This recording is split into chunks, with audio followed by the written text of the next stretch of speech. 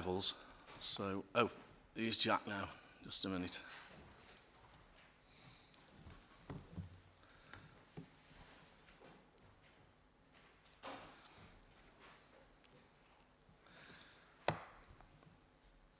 I'd just like to remind everybody present that this meeting will be broadcast live on the internet and will be available for repeated viewing for 12 months. If you're seated in this room, you are deemed to be consenting to be filmed, and any contributions to the meeting will be recorded and broadcast.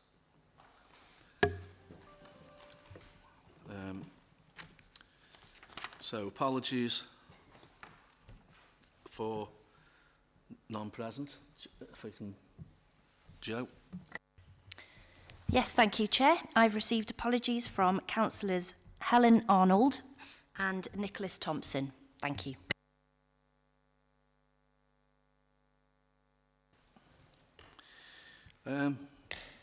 So, is there any declarations of interest at all? Take that as a no, so we're moving on. The last minutes of the meeting, held on the 20th of March 25, is that okay to ask Mr. Jack Rhodes? I would like to propose that they be accepted as... Okay. Is there a seconder? I'll second it then. Thank you. Just going over, if you're not familiar with the microphones, as soon as you press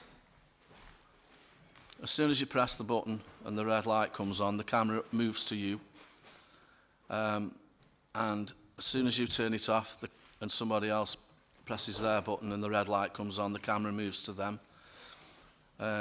If you can have all conversations go through me, through the chair, I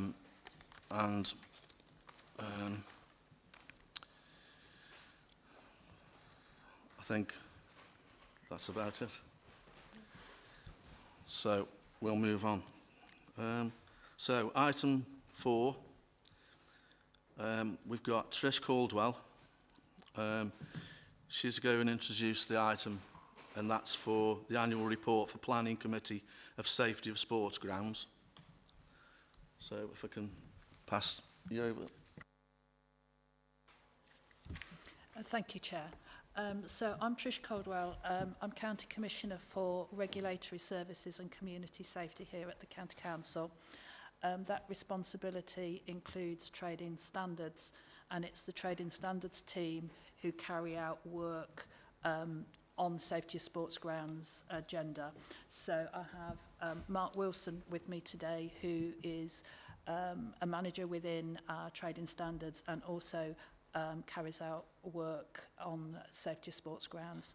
It was agreed back in 2011 that the governance for the Safety of Sports Grounds work would come to this committee on an annual basis, so that committee could be assured of the work that is carried out by the County Council and give assurance around the statutory responsibility the Council has in that respect. So I'm going to hand over to my colleague Mark Wilson now.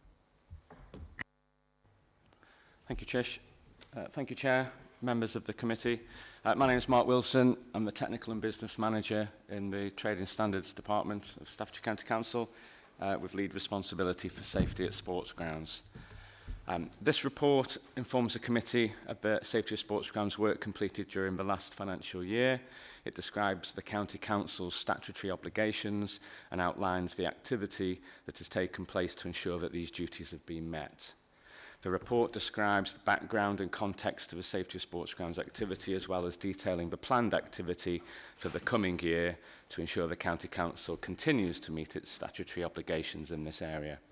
So by way of background, I refer to section 2 of the report, which explains the County Council is responsible for administering Safety of Sports Grounds Act 1975 and the Fire Safety and Safety at Sports Grounds Act 1987 in respect of sports grounds in Staffordshire. This duty relates to designated grounds, which are sports grounds with a capacity of over 10,000 and 5,000 for football. These grounds require a safety certificate granted by the local authority. In Staffordshire, this relates to Burton Albion Football Club alone. Sports stadiums with a covered stand of a capacity of over 500 standing or seated spectators are known as a regulated stand. These require a safety certificate under the Act, granted again by the local authority, and Staffordshire has 7 of these stands at venues detailed in 2.4 of the report. The remainder of Section 2 details the County Council's responsibilities for your reference. In relation to risk management, Section 3 of the report explains how the service focuses its resources and activity on those areas that pose the greatest risk. Sections 4 and 5 detail the risk assessment ratings applied to each ground or stand. Moving on to Section 6, which details the work at Burton Albion Football Club as the designated ground. In 2024-25, there's been a significant changes of key personnel at the club, including new ownership in 2024, the departure of the safety officer in November 24, the then departure of the temporary safety officer and the chief executive officer following the end of the current season in April 24, and obviously changes to the senior leadership roles and board members, as you would sure you would agree, necessitating a high level of involvement from officers of the council. In November 2024, the club put in place satisfactory arrangements for a temporary safety officer, and following a further resignation in April 2025 from that temporary post, we understand the club are currently actively recruiting for a suitably experienced safety officer. A suitable appointment will enable the club to continue to host their home fixtures safely, July 2025 onwards, with the admission of spectators. The completed activity at Burton Albion is listed in 6.1.3 for your reference, including issuing a revised safety certificate, 3 safety advisory group meetings were conducted, and 3 event day inspections. This matches engagement activity from the previous year, 23-24. Sections 6.2 and 6.3 detail the activity carried out by officers for high-risk and medium-risk venues, and I can confirm that all venues across Staffordshire have received at least 1 event day inspection and 1 non-event day inspection. I draw members' attention to the delivery of anti-counter terrorism training on the 5th of September 2024 at Uttoxeter Racecourse, and the February 2025 Safety Advisory Group at the venue additionally focused on contingency planning, including counter-terrorism arrangements. 6.4 and Appendix 3 of the report detail the inspection planning for 2025-26, which will include assisting the venue safety management teams with awareness and further preparedness and planning towards the implementation of the Terrorism Protection of Premises Act 2025, also known as Martin's Law. The committee will be aware that Martin's Law, similarly also known as the Protect Duty, is a new piece of legislation designed to ensure that the public is better protected from a multifaceted, diverse and continually evolving terror threat. The Manchester Arena Inquiry Volume 1 report strongly recommended the introduction of a legislative requirement to improve the safety and security of public places. The Act places a requirement on those responsible for certain venues, including sports grounds, to consider the threat from terrorism and implement appropriate and proportionate mitigation measures. The team commit to support all sports grounds and venues with positive engagement through the Safety Advisory Group coordination, whilst they interpret and meet the regulatory requirements in this area. I would further draw the members of the committee's attention to Section 7 of the report, which highlights the resources drawn from trading standards for this period. For 2024-25, resources were maintained at 0.7 FTE to ensure resilience and capacity to discharge statutory duties effectively and efficiently.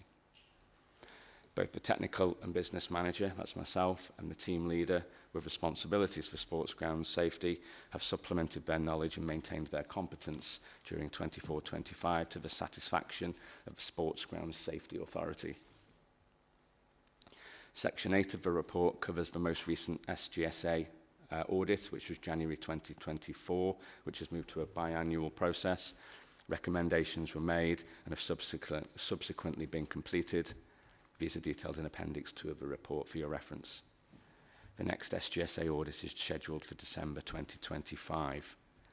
In summary, the SGSA inspector previously found that the service has continued to improve on our previous good inspection rating and was complimentary about the proactive and collaborative work that the office has engaged in this activity. Section 9 of the report covers activities concerning other interests outside of sports grounds, and I can confirm that in 24-25 this included engagement and collaboration with the Live Golf event, which was held successfully in July 2024 at JCB. So in conclusion, Section 10 highlights to members that 2024-25 has been a successful year for the Trading Standards team. All planned work at the designated ground, high risk and medium risk venues with regulated stands has been fully completed and exceeded in some areas. Significant focus was required by the team to ensure that the facilities were operated in accordance with the required standards in a safe and considered manner. Finally, the details of inspections and engagement programme carried out during 24-25 are at Appendix 1, whilst Appendix 3 details the planned inspections, engagements and related activities to be carried out in the year ahead for 25-26. Thank you, Chair. Unless I can assist further, unless there's any questions. Okay, thank you, Mark. Thank you, Trish. I have read the report, very detailed, and I'd like to thank you for all the work you've done. I didn't realise, and I don't think the general public realise just how much work goes into the health and safety on the grounds and football, and it covers Utoxeter race course, Hansford Raceways, all the football clubs. So yeah, it's very good. Thank you very much. Yeah.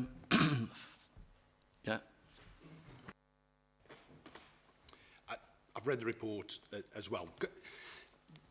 Just for clarity and to bring me up to speed as much as anything else and everybody else, what's the difference in inspection between Burton Albion, for example, and Stafford Rangers, Tamworth football grounds, Hensford Town football grounds? What's the criteria that says Burton gets a particular inspection and the other grounds get a different inspection? Thank you, Councillor. Yeah, it's identified within the legislation that the designated grounds are obviously of the highest status and supported by the Football League. Likewise, therefore require a specific level of engagement, and we seek to conform to that requirement. Generally, it is one safety advisory group, one non-event day inspection and one event day inspection, but due to the risk and the profile of certain fixtures or events, then we seek to further support the club with those sort of engagement activities. The legislation for the regulated stands groups actually permits us to depart from that and go biannually on some of those inspection regimes, but at the present moment in time we feel it's appropriate and proportionate to continue to offer our support at least once a year on that cycle, but it's continually reviewed, isn't it, Trish, in relation to how we sort of deploy our resources. So it's based on where Burton Albion sits within the Football League rather than on the capacity of the ground? It's twofold.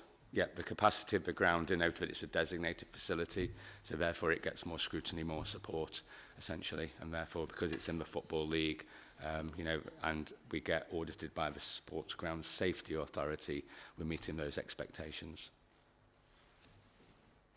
And one final sort of question, again, for clarity. If I saw at Tamworth had a fairly successful FA Cup run, and sort of reading in the report, there was additional assistance given to Tamworth during that period. Is that correct?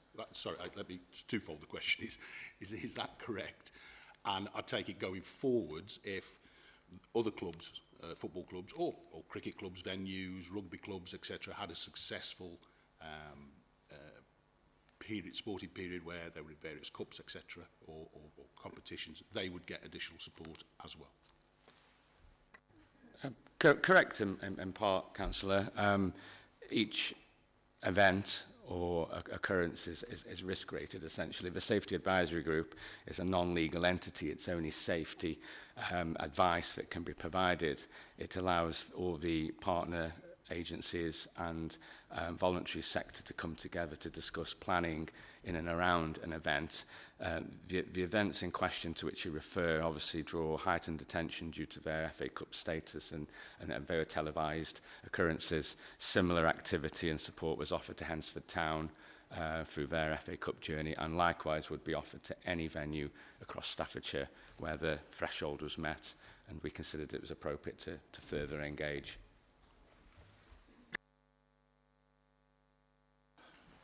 Okay, thank you, Mark. And Councillor Laking.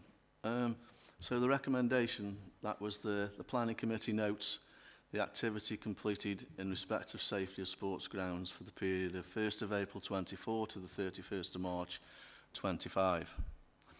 For any latecomers, just a reminder that I'd like all the phones to be switched off so we don't have any interruptions.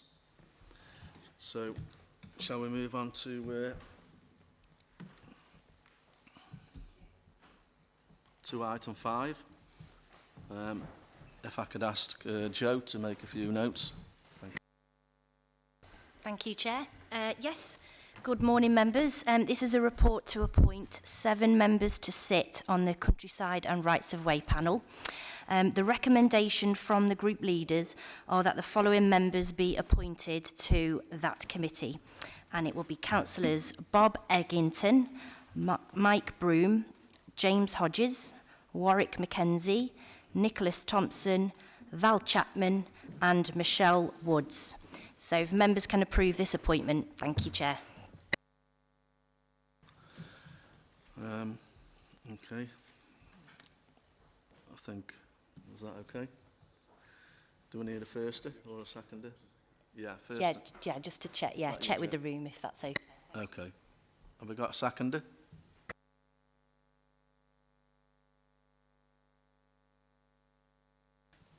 Okay, we'll move on to item 6.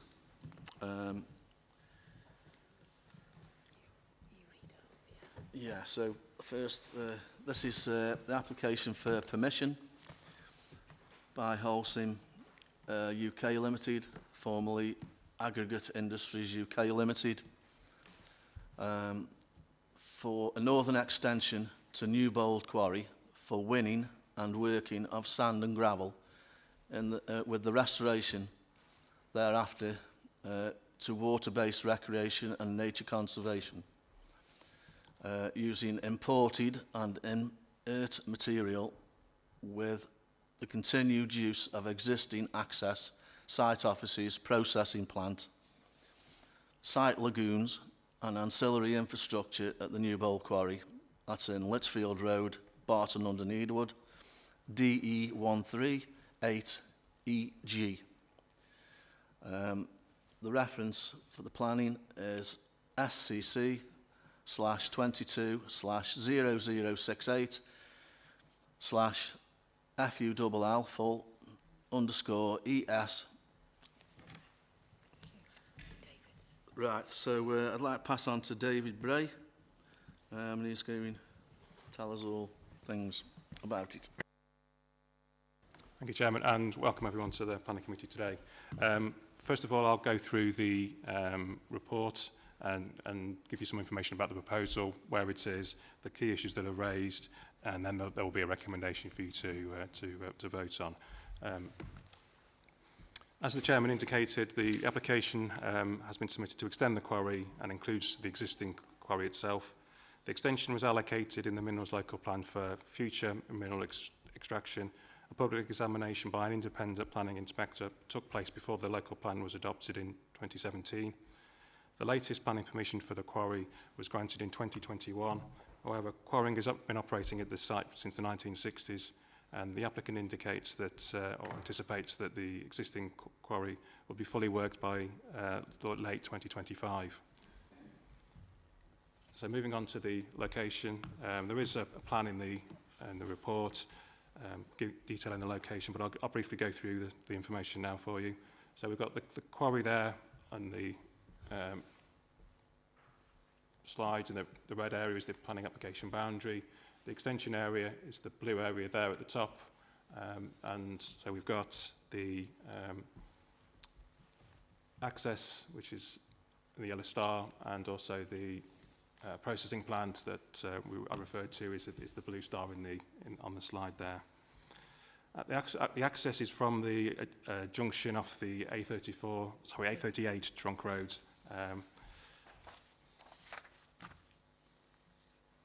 So this gives them a bit more information about the location of the quarry. So we've got the existing quarry in this area here. We've got the John Taylor Free School there, and then there's some houses that are being constructed at the moment and also inhabited. So we've got the Trent and Mersey Canal, which runs along the boundary of the site, and the blue lines indicate the rights of way near to the site, and the green line indicates the bridle-way. And I should point out the Burton Rugby Club, which is next door to the extension area.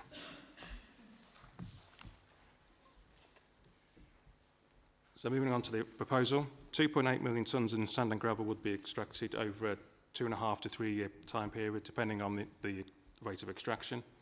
The extraction would take place in 4 phases. Progressive restoration would be carried out during this time using available on-site materials and also the imported inert waste. Final restoration would take place over a 2-year period. The footpaths that I briefly mentioned there on the plan in blue would need to be diverted, and that would be a separate matter that would need to be dealt with by the County Council. The existing plant, including a conveyor, processing plant and access, would be used, and mineral extraction would be the same operating hours as the existing quarry. I mentioned that the site would take place in 4 phases, so this shows the phasing plan that's been submitted. The first area would be extracted is the area there next to a car park for the school, which is that area there. The next area then would be the sort of lighter colour area, which is next to the rugby club, and then the 2 southern phases would then be extracted. Detailed plans have been submitted for each of these phases. The plans explain how the operations would take place, including soil and overburden removal, the construction of a temporary bridge across a brook, and also the bridleway, the works associated with the mineral conveyor, and the dewatering of the phases to allow the site to be dry worked. An acoustic fence will be constructed along the northern, northwest and northeastern boundaries of the site, along with the screening bund that will be constructed next to the car park. So the screening bund is that sort of green area there, next to the car park for the school. The sand and gravel would be extracted using an excavator and transported by a dump truck to a field hopper adjacent to the conveyor. The sand and gravel would then be transported to the existing processing plant by the conveyor, and the processed sand would then be placed in stockpiles before being removed from the site using the existing access on the A38. As part of the application, a concept restoration plan has been submitted. So this is on the slide for you. The plan has been revised as part of the consultation period following comments from consultees. The plan includes a lake with a maximum depth of 10 metres with nature conservation area and an orchard along the boundary. The inert waste materials would supplement the on-site soils and would be used to create areas of shallows and terraces of reed bed. Footpaths around the boundary would also be included. So we've got the orchard in the area there, and the reed beds are out the sort of the areas in light green there on the plans. Photographs have been included to show the location and the extension area. The photograph on the left shows the view towards the Burton Rugby Club from Branston Road, which is the road between the existing site and the residential properties, and also the extension area beyond. The photograph on the right shows the extension area from the John Taylor Free School car park.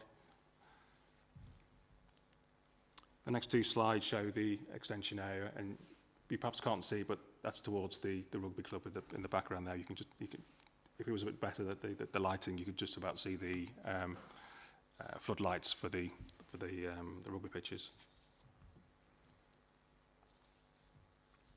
The responses from consultees are detailed in the paragraphs 20 to 46 of the report, and are also considered in the observation section of the report.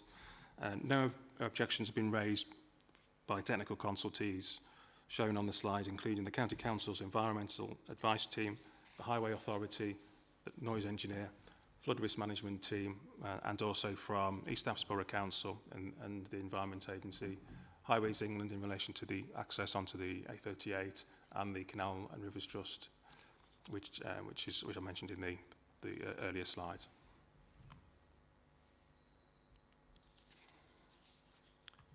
Sport England have objected to the proposal due to the loss of the sports provision at Burton Rugby Club. I'll cover this later on in the presentation in more detail. The National Forest Company and the Staffordshire Wildlife Trust have also raised some concerns. Over 430 letters were sent out in 2022 when the application was submitted, and then again in 2025 when further information was submitted to address concerns or comments arising from the consultation period. The objectors were also sent notifications that more information had been received. Further responses a summary of the responses are included in paragraphs 40, 49 and 45 of the report. A letter from Burton Rugby Club has also been received stating they had no objection to the proposal. Moving on to the key issues, I'll go through the main ones. These are covered in paragraphs 55 to 76 of the report. The first one is the need for sand and gravel. National and local planning policy recognise the importance of minerals for sustainable economic growth. Although there is no current need for additional reserves to maintain the county's sand and gravel land bank, the proposed extension would maintain production at the quarry following the exhaustion of the quarry's permitted reserves later this year. The proposal is therefore acceptable in principle, given that it would maintain the provision of sand and gravel from an allocated site in the Minerals Local Plan. I mentioned earlier that the site has been included as an allocation in the Minerals Local Plan, and the suitability was assessed of that site at public examination when the Minerals Local Plan was adopted. This slide shows the allocation in the light blue and the planning application area with the outline in red and outline in blue, and the existing planning application is this area here, which includes the existing quarry there. The northern part of the allocation is now the car park for the school and also for the access to the rugby club.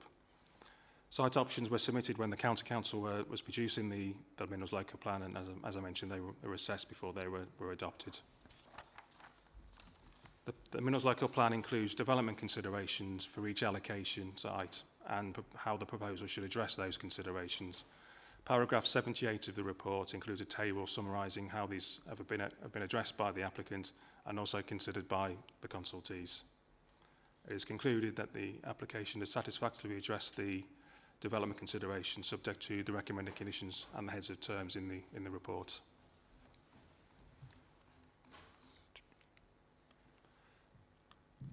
So moving on to the restoration of the site with the inert waste. This is supported by Policy 6 of the Minerals Local Plan and also Policy 1.3 of the Waste Local Plan, and also in National Planning Guidance. The quarry would be progressively restored using the on-site soils and also overburden, as well as the imported materials. A total of 5,000 cubic metres of inert waste would be imported to the site.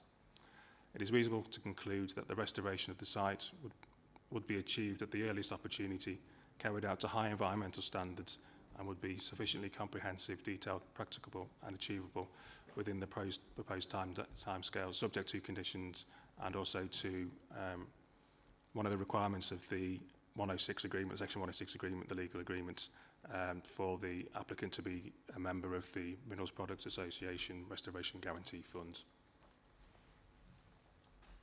Representations have been received concerning the proximity to the site to the John Taylor Free School, the Burton Rugby Club and also the residential properties. These relate to noise, dust and air pollution from the extension. The MPPF states that Minerals Planning Authority should ensure that any unavoidable noise, dust are controlled, mitigated or removed at source.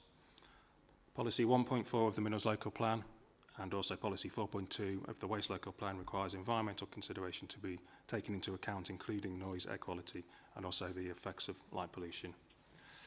An air quality assessment and a noise assessment have been submitted with the environmental statements, which includes mitigation measures.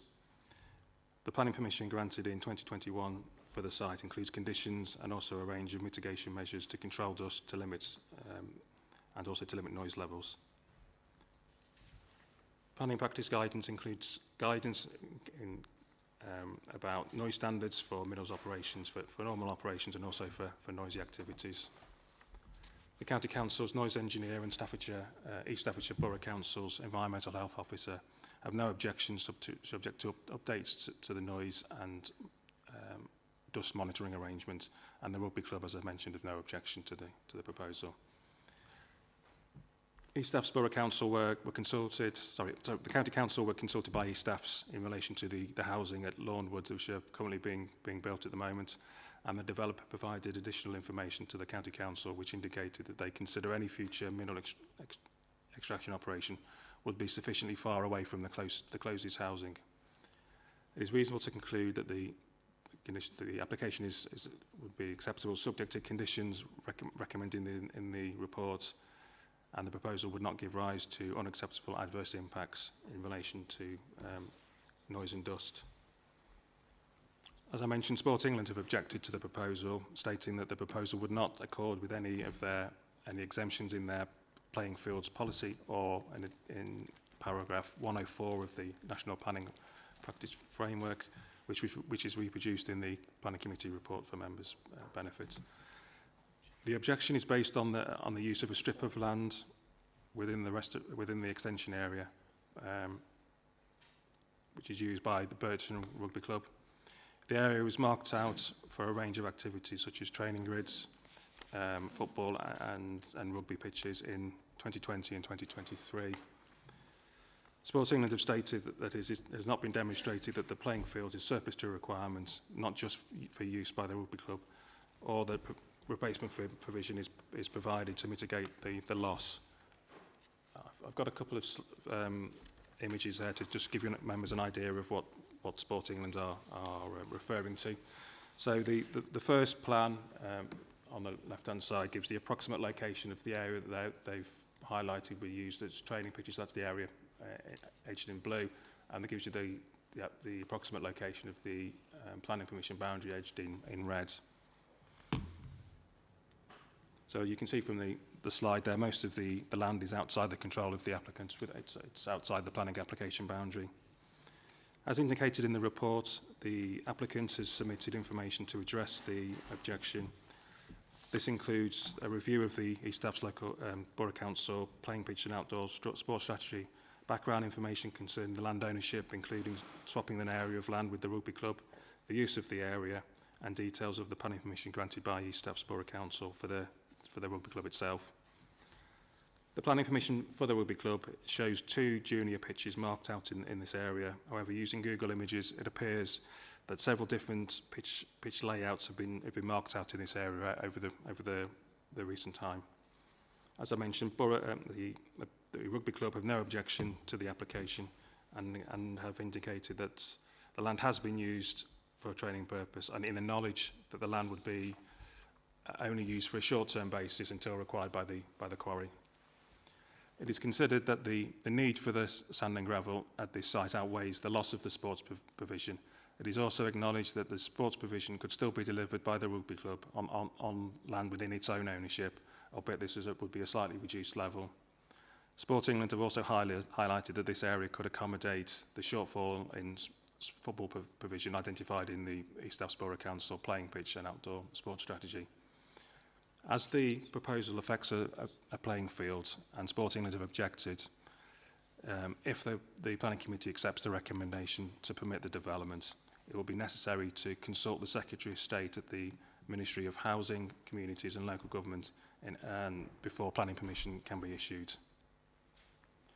It is reasonable to consider that although there would be an impact on part of the training pitch, this, however, is outweighed by the material planning benefits of the proposed development.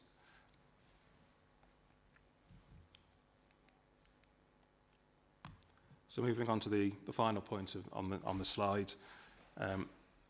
As the application includes the existing quarry, the application provides an opportunity to look at the conditions and the legal agreement for the quarry.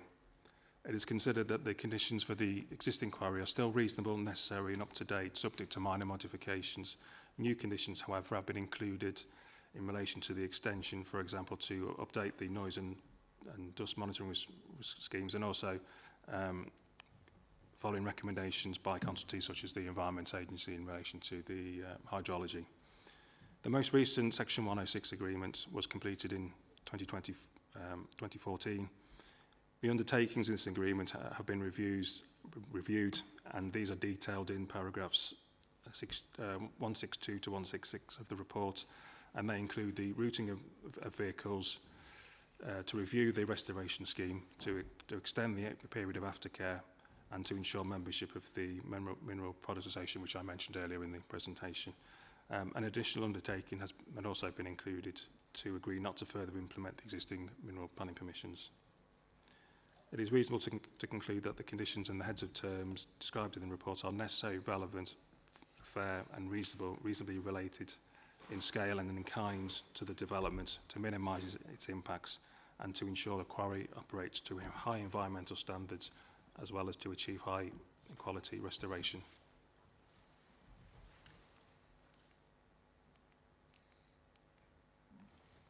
The recommendation is on the slide in front on the presentation, and is to consult the Secretary of State at the Ministry of Housing, Communities and Local Government as part of the proposed development, is playing field development, and Sport England have objected. And to advise, having regard to the matters referred to in the report, that the County Council is minded to permit the proposed development subject to the signing of a Section 106 and planning conditions and the informatives listed in the report on pages, I think it's 78 to 88 of the report. Thank you, Chairman. That concludes my presentation. Okay, thank you, David. Moving on, have we got a speaker?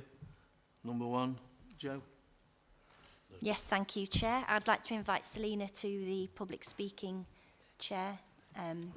Selina's from Heaton's in support of the application. And just to let members know and remind Selina, you've got 5 minutes to speak. There's traffic lights in front of you there. They'll be green. When you've got 1 minute left, it'll turn to yellow and then red. Obviously, your time is up and you'd be asked to stop speaking if you run out of time. Thank you. Good morning, Chair and members. I'm Selina Gaskarth from Heaton Planning, working on behalf of Holcim, formerly Aggregate Industries. This application seeks permission for the continued extraction of mineral at Newbold Quarry and would release 2.8 million tonnes of Trent Valley sand and gravel over a period of up to 3 years. Planning permission would ensure the continued employment of 65 direct employees, and once mineral extraction has ceased, the site would be restored to recreation and nature conservation by providing a central lake feature with additional tree, shrub and hedgerow planting reflecting the site's location within the National Forest. Completion of the restoration of the site would also bring to an end more than 60 years of sand and gravel extraction at Newbold Quarry. As members will have heard, the site is allocated within the adopted Staffordshire Minerals Local Plan, and local policy therefore supports mineral extraction from within the extension area. Given the relatively small deposit size and the high output rate, site operations would occur for a relatively short period of time. Disturbance to the local community would be minimised through the erection of an acoustic fence between the site and the nearest houses to reduce noise, and controlling dust through monitoring weather conditions, dampening of stockpiles and haul roads. Furthermore, a conveyor is proposed to transport the mineral to the processing plant located within the existing quarry. To clarify, the proposals will not result in any new or additional traffic movements on the local highway network or through the local villages. The proposal would provide increased flood alleviation to local residents, the school and rugby club downstream of Taton Hill Brook, both during the working phase and post-restoration. Upon completion of restoration, the site would be accessible to the public via footpaths being provided through the site, creating circular routes around the lake. Bird hides would be provided for watching wildlife and birds, benches would be situated around the lake, and the community orchard in the north of the site would provide a seating area for members of the public to rest or have picnics. Holcim strives to be a good neighbour and works closely with the community and neighbouring parish councils through a well-established quarry liaison group, which meets every 6 months and has been in existence for more than 25 years. This liaison ensures that any matters of concern are communicated to site management so that measures can be taken to prevent reoccurrences of any issues raised. The quarry liaison group would continue for the operational life of the site. Holcim is actively engaged within the community and provides both financial contributions and construction materials to local community groups, charities, local improvement schemes, as well as the neighbouring Burton Rugby Club and John Taylor Free School. Over the last 9 years, Newbold Quarry has donated over £337,000 to the community fund, administered by the Barton and Dunstall Key Trust, which is a local charity. In addition, the quarry has donated materials to the villages of Barton under Needwood, Taton Hill and Rangemore. Members will have heard that there is a standing objection from Sport England regarding the loss of sports pitches at Burton Rugby Club. This objection is based upon a fundamental misunderstanding of the facts on the ground. The planning application boundary only includes land within Holcim's ownership. However, Holcim allowed the rugby club to use a parcel of land within its ownership until it was needed for this scheme. Holcim has an excellent working relationship with the rugby club, and they have not objected to the application and are supportive of the quarry extension proposals. The planning application represents no loss of pitches because the rugby club does not currently use the land in question as a playing surface. In conclusion, planning policy supports the extraction of mineral within land which is allocated within the minerals local plan. The full range of environmental assessments undertaken to support this planning application concluded that the proposed controls and mitigation measures would ensure that mineral extraction and restoration works would not lead to any unacceptable effects on the environment or local amenity. The restored site would provide long-term recreational benefits for the local community through walking routes, seating areas and a community orchard, and would provide significant ecological benefits when compared with the previous agricultural land use. Overall, the proposal meets the objectives of sustainable development, and this is reflected in the officer's recommendation that the application is approved. Thank you. Thank you, Selina. Can I ask a quick question? Are you providing some land for the John Taylor Free School for a drop-off area? There was a land swap, I believe, in 2019, which where Aggregate Industries swapped land, which is now currently in use as the car park for the free school. The land that was in the most northern part of the allocation in the minerals local plan. So Aggregate Industries swapped the land to enable the school to build the car park. Thank you. Next, Jo. Thank you, Chair. Yes, I have received some local member comments on the application from Councillor Catherine Brown. So as Councillor Brown isn't here today, I'm reading them out on her behalf. I am the new County Councillor for the Needwood Forest Division, but my fresh eyes have left me rather alarmed at this planning application. This application to extend the Newbold Quarry right up to Burton Rugby Club losing training pitches, right in front of the John Taylor Free School, but for some car parks, a main access road to the area, Branston Road from Burton A38 to Tatton Hill, not forgetting the 2,500 home estate starting a few hundred metres away. Although the detail in this planning report, including mitigating actions for noise, barriers and buffer zones, these are just not suitable or enough in my humble opinion. Dust, noise, light pollution, 850 lorries per day and the quarry working hours are major issues and cannot be underestimated. The effects of physical and mental health on the local communities are unsurmountable. The environmental, water and ecology issues are being addressed in some part. With our changing climates and an increase in catastrophic incidents, a never event needs to be planned for. The parameter of the northern extension is too close to the Branston Road, John Taylor Free School and its car parks and the Burton Rugby Club. I would like to strongly request for the northern limit of the Newbold Quarry extension is the footpath 25, with a much wider and more suitable buffer zone around the Burton Rugby Club. This may allow the Burton Rugby Club to retain the very needed training pitches as per Sports England's submission. But there is more to this. Community safety and community wellbeing is at the heart of the application. This planning committee has the responsibility to act on behalf of the residents and the many children of East Staffordshire. Also, the regeneration of the current quarry is behind, so criteria needs to be put in place for planned meaningful regeneration and renovation of this quarry extension in a timely and guaranteed timescale. Please make these necessary tangible changes to this application for our children and residents. Thank you for considering. Thank you, Chair. Okay, thank you, Joe. Would you like a chance to reply to some of those, David, some of those comments? Yeah, I'll briefly go through a couple of them. Just to clarify, I think it's been mentioned a couple of times that the access is to the south of the site. I put it on this one of the earlier slides. So there'll be no vehicles associated with a quarry going to and from the extension area near to the high school, near to the free school, or to the 2,000 houses that the local member has referred to. No changes are proposed to the current access, operating hours. And the planning and regulation team haven't received any recent complaints about the operations. The council has also suggested an amendment to the extraction limit, moving it towards the footpath 25. Members should be aware that they need to consider this application and rather proposals or alternatives. Submitted reports have been submitted in relation to the application, including air quality assessments, noise assessments, which also include mitigation measures, which both myself and Selina have mentioned in terms of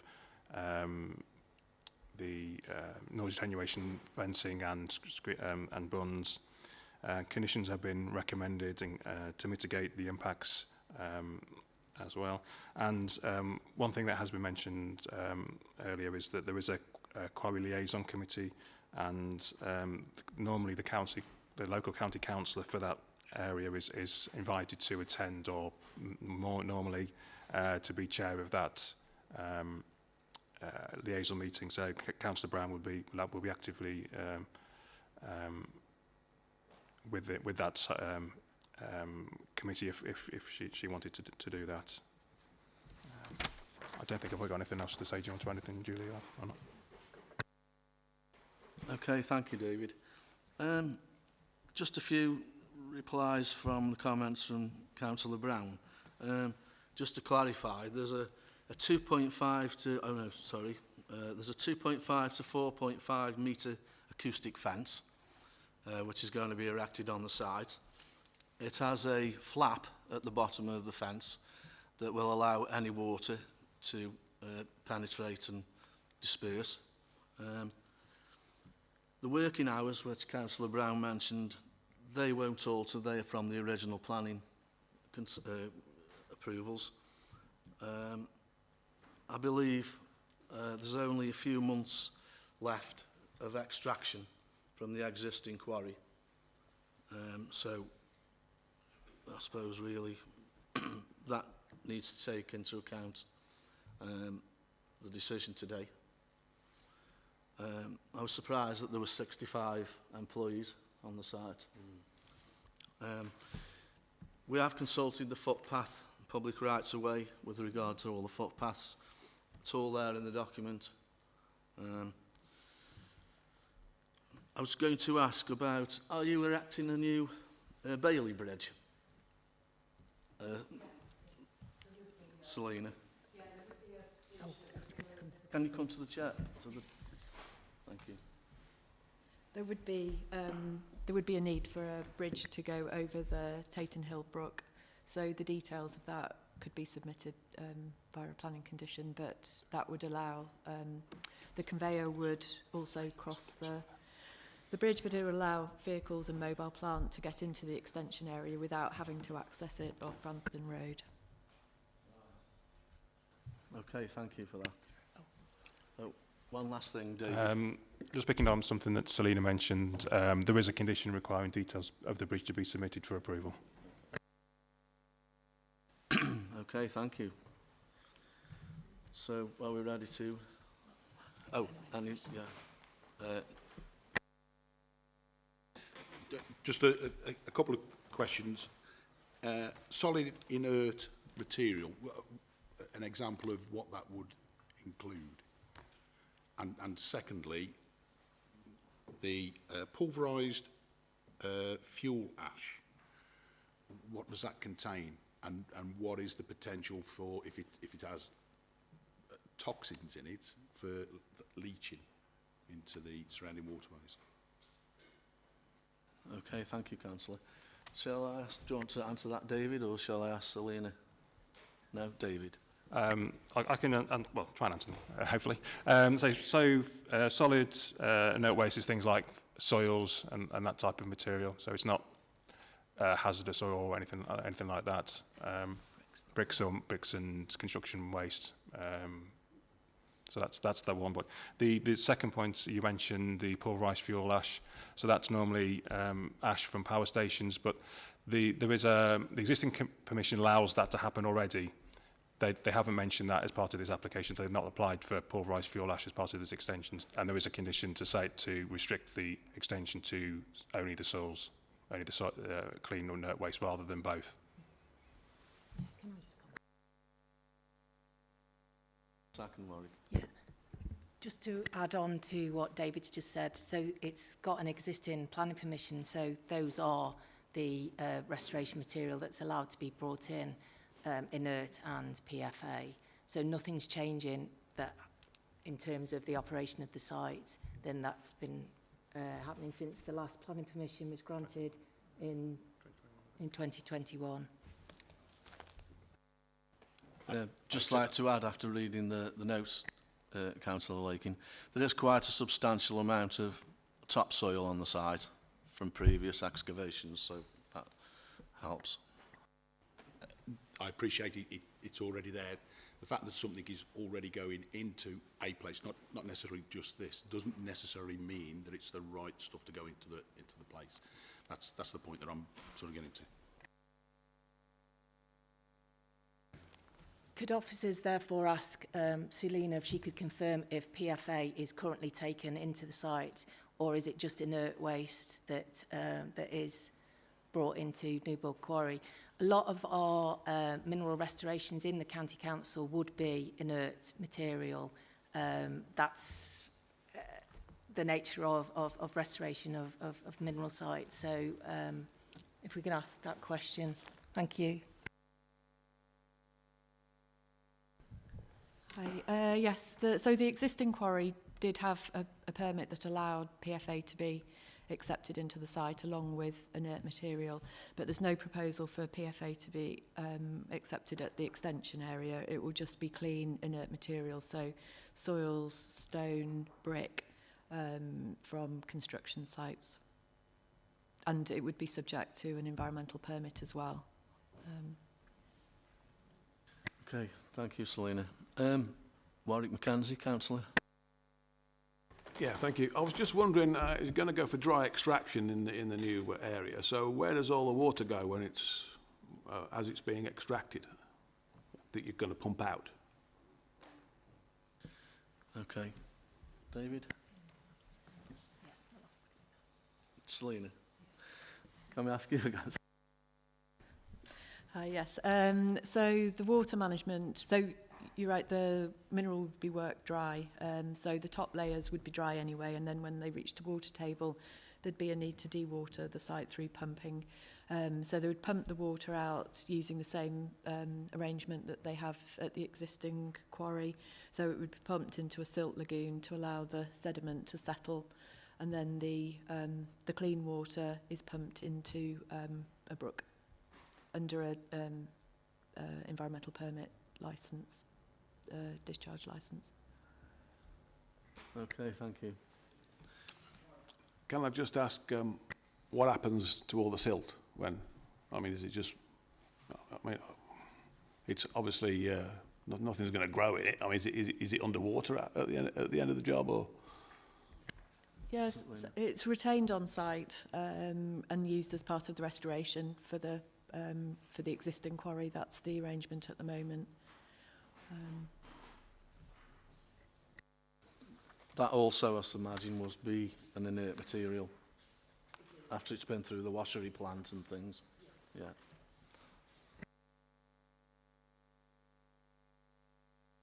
Councillor Rose. Thank you, Chair.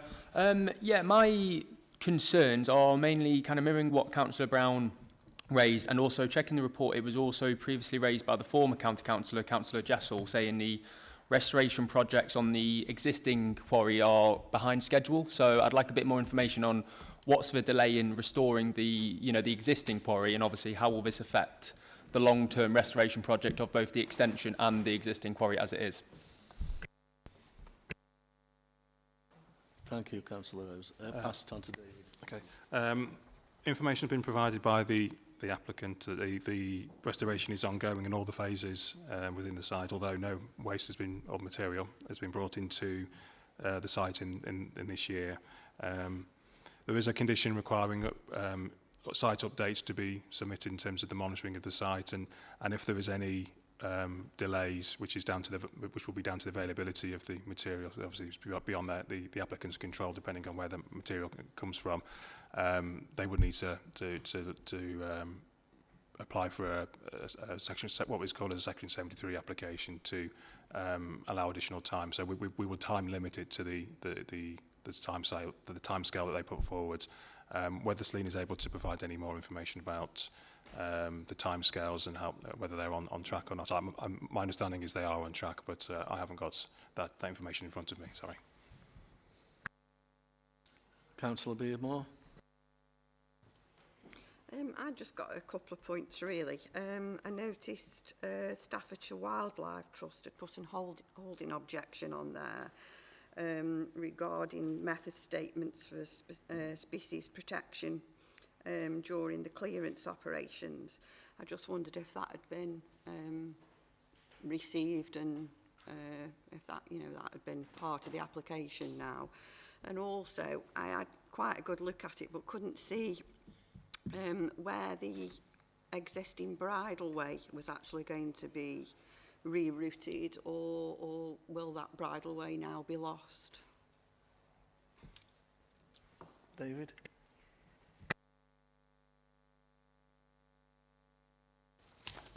I'll pick up the first point if that's okay. I'll just ask for just to double check something. The Wildlife Trust requested some information, and the applicant submitted matters to address that, and specifically referred to the comments from the Wildlife Trust, including a revised biodiversity net gain statement and arboricultural statement. We didn't have a response from the Wildlife Trust in relation to the additional information that was submitted. There are conditions in relation to ecological matters requiring the submission of further surveys due to the time it will take get to the new phases. So we have covered that as part of the condition. All the information that's been submitted has been looked at by the county council ecologist as well, and she works in the environmental advice team, and the recommendations that she's made have been included in the report. Okay, thank you, David. I noted myself that Staff's Wildlife Trust has a holding objection. Further to more information required. Is that correct? That's right, yeah. The second point that Councillor Birdmore made was in relationship to the bridleway. The bridleway won't be changed.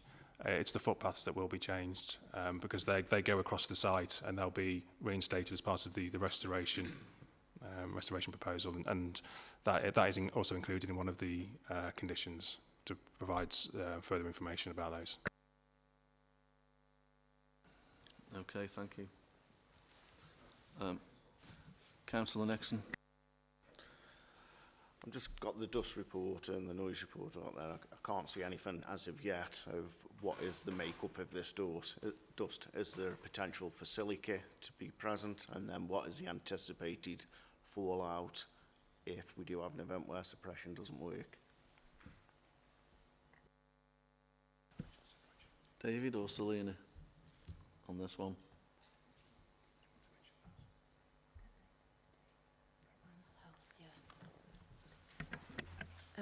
Yeah, for the benefit of Councillor Nixon, can I just explain that there's a role for a separate pollution control regimes. So the Environment Agency and the Local Authority Environmental Health are responsible for pollution control, whereas planning decision is acceptable use of land. So National Planning Policy Framework Guidance sets out that the focus of planning policy and decision should be on whether proposed development is an acceptable use of land rather than the control of processes or emissions where these are subject to separate pollution control regimes. So planning decisions should assume that these regimes will operate effectively. Equally, where a planning decision has been made on a particular development, the planning issues should not be revisited through the permitting regimes operated by a pollution control authority. So I think Selina's mentioned about the permitting from the Environment Agency for the material that's being brought in terms of inerts or PFA. And we've consulted the East Stafford Borough Council into environmental health in terms of pollution control. So they will have looked at the air quality assessment, all the different assessments that have been submitted with the application, and the Borough Council Environmental Health have no objections. I don't know whether or not the applicant wanted to mention anything further about dust, but we do have a condition for an updated dust monitoring scheme. So we've already got a scheme for the existing operation, and we would require an updated scheme for dust management, which each of these conditions, there's a separate, in addition to ourselves of officers dealing with plan applications, there's a separate team that operates for the county council, which is the planning regulation team. They monitor conditions on all planning consents that are given. So they would respond to any complaints, etc., about dust or other noise. So I don't know if that answers your question. Thank you. It was more the concern with silica, if that was possible. Is silica present on the site? Will it be a byproduct of what's being produced? Will it become airborne? Silica, as we all know now, is the new asbestos, for want of a better term. Thank you, Councillor Nixon. Would I be able to ask Selina if you can answer a few more questions, please? Sorry. Thank you. In relation to the silica? Yeah, it's not silica sand, so that shouldn't be an issue. It's sand that's suitable for concrete production, so it's has a larger grain size, I suppose. But it was silica. The dust and the potential for particles beyond the site boundary was assessed as part of the air quality assessment. But it isn't silica sand, just to confirm that, if that helps. Am I correct in assuming that, I know you say it's a dry extraction system, but is it inherently wet anyway, the site? And It is, yeah. So the sand, there's potential for dust, probably more so during the initial soil stripping phase, but that will be managed very carefully to ensure that dust doesn't travel beyond the site boundary through monitoring and the way that monitoring weather conditions and the way that they actually strip the soils. But yes, the actual mineral extraction, the sand and gravel, is sort of inherently wet anyway. It has quite a high moisture content, so dust is not a problem in the existing mineral extraction in the current quarry. Don't have any dust complaints there, and the same processes would be used in the extension area as well, along with regular monitoring. an existing site will have wheel washing facilities and all the wheel cleaning? Yes, they do, yeah. So all of the vehicles will pass over the wheel wash before they leave the site. There's also the site access road is very long as well, which helps ensure that the HGVs don't track mud and debris onto the highway. But that's very closely monitored, and if necessary, the applicant would use would hire a wheel wash as well. But that is monitored by the site management. Any other questions?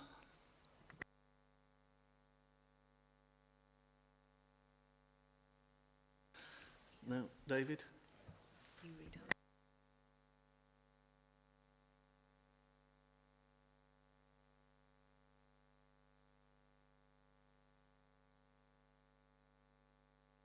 Yeah. Do you want to read the recommendation? Oh, yeah. So, recommendation.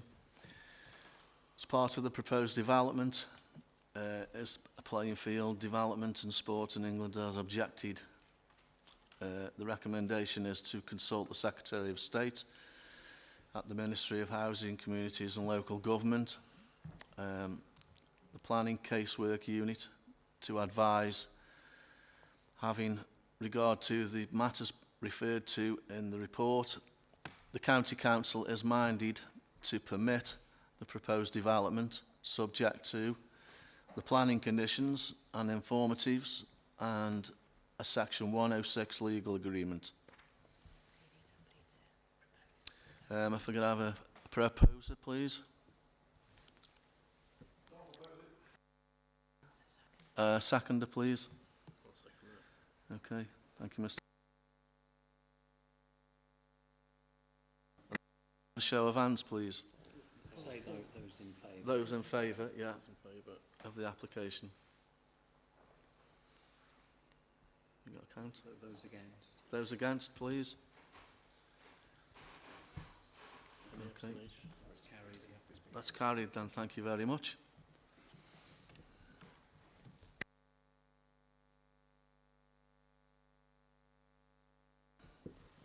If you can carry over to you, Julie, please. Thank you. Okay, this report, for the purposes of transparency, this report about planning committee protocols and policies is just to inform the planning committee that all the policies and the protocols that were previously approved by the planning committee as 7 separate documents, they've all been compiled into the one document. So they contain the terms of reference for the planning committee, which is taken from the Constitution.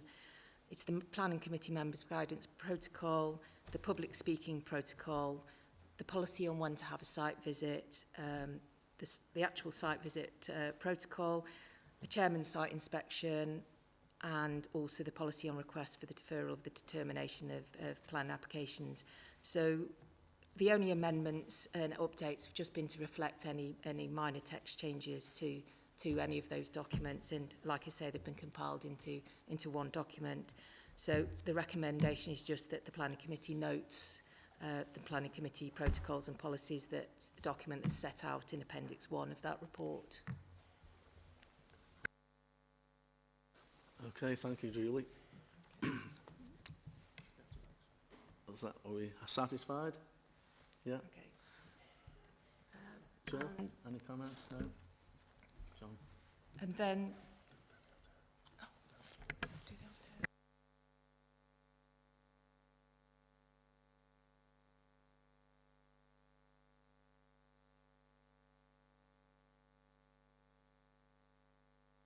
Are members in favour of the recommendation?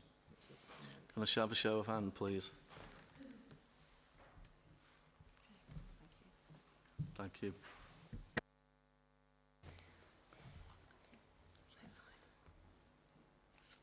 And the final report for Planning Committee, this report is to inform the Planning Committee about our planning development management activities and planning policy making and related matters at the end of the 2024-2025 financial year. In respect of planning policy making performance, the team has produced an annual monitoring report. We've reviewed the decisions made on minerals and waste developments against policies in our minerals local plan and our waste local plan, and that concludes that the policies in the local plans are still working well. We are currently producing the annual monitoring report for the 2024-2025 period, reviewing our development management decisions up to 31st of March 2025. Every local authority must produce a development plan for their area, which sets out planning policies to guide development. So in our case, that is the mineral local plan and the waste local plan. So it's just to inform members that work on preparing for the review of those local plans remains on hold until further information is published on planning reforms and future plan making by the government, by the Ministry of Housing, Communities and Local Government. Next page. In respect of planning development management performance, so that's how we've determined our planning applications. The report shows our performance for those applications that we've determined between the 1st of April 2024 and the 31st of March 2025. So the government collects information from us at the end of each quarter on the range of county matter applications that we handle.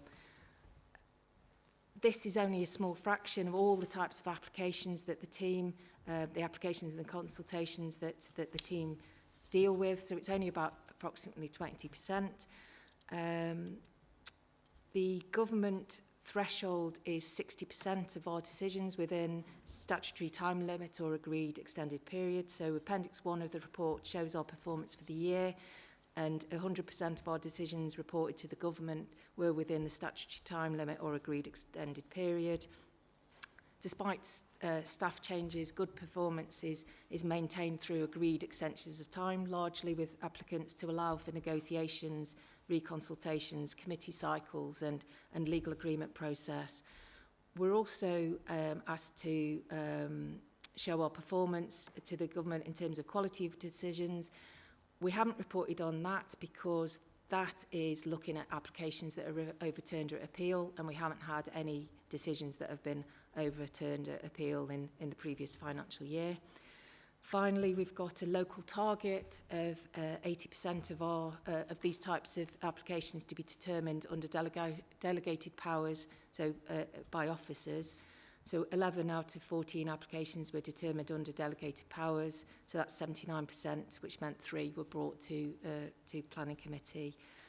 One thing the report doesn't show is that there's a number of decisions that were determined by Planning Committee, were recommended for approval, that are yet to be issued because we're still going through the legal agreement process. So we can't issue a decision until a Section 106 legal agreement is signed. So there's a number of applications that once that legal process has been completed and the planning permission is issued, they'll be reported next year to the government.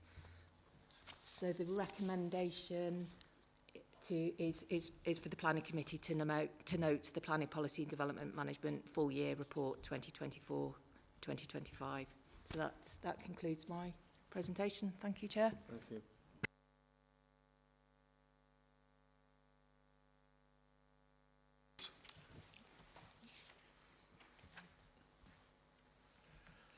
Okay. I think that's... Do we need a seconder? No? No, that's been dealt with. That's been dealt with, thank you. Okay. We've got no other issues. No other issues, thank you. Thank you all for coming. Obviously, this is our first planning meeting. It's been very exciting. And again, thank you for all your comments. And thank you very much. Have a nice day. Thank you.